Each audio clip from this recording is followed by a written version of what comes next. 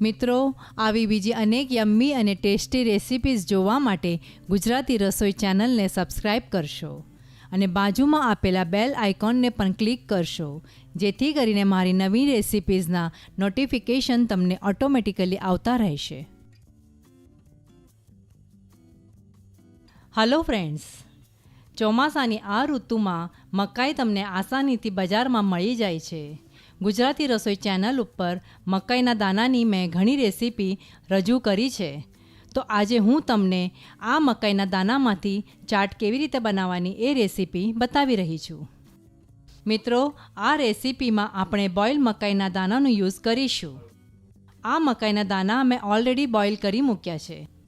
તો ચાલો આગળનું સ્ટેપ હું તમને બતાવું છું.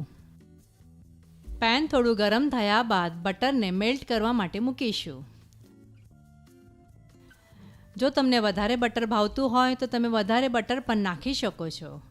અને જો તમે ડાયટ કોન્શિયસ હોય તો બટરનું પ્રમાણ તમારા ઈચ્છા મુજબ વધારે ઓછું કરી શકો છો.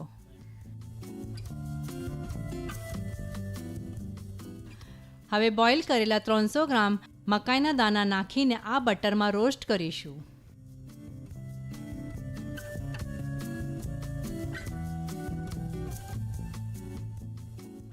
મકાઈના દાણા 2 થી 3 મિનિટ જ રોસ્ટ કરશો. આ રીતે રોસ્ટ કરવાથી મકાઈના દાણામાં બટરનો ફ્લેવર ઘણો મસ્ત આવે છે.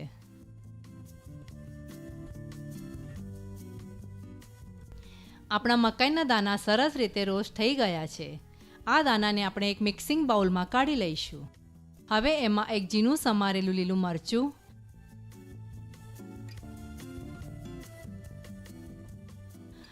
½ ઇંચ ઝીણું સમારેલું આદું,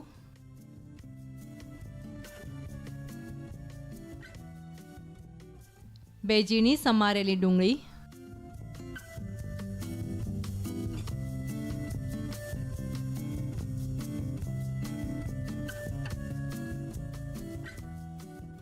2 ઝીણા સમારેલા ટામેટાં,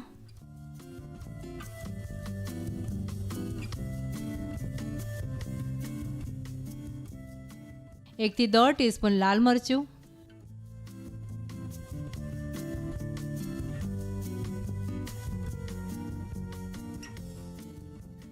1 ટીસ્પૂન ચાટ મસાલો,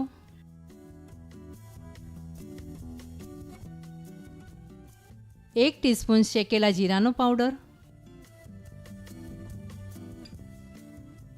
સ્વાદ પ્રમાણે મીઠું,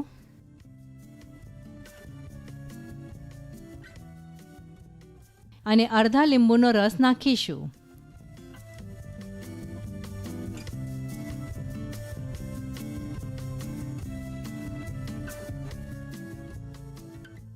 આ સામગ્રીને ચમચાની મદદથી સારી રીતે મિક્સ કરી લઈશું. મિત્રો, રોજ દાળ ભાત રોટલી શાક ખાઈને આપણને કંટાળો આવી શકે છે.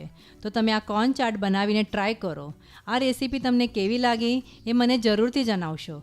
મિત્રો, તમને ખબર છે ને, તમારા કમેન્ટની હું ઘણી રાહ જોતી હોઉં છું. હવે આ સામગ્રી સારી રીતે મિક્સ થઈ ગઈ છે. હવે આ કોર્ન ચાટને આપણે એક સર્વિંગ પ્લેટમાં કાઢીશું. આ ચાટ ઉપર ઝીણી સેવ,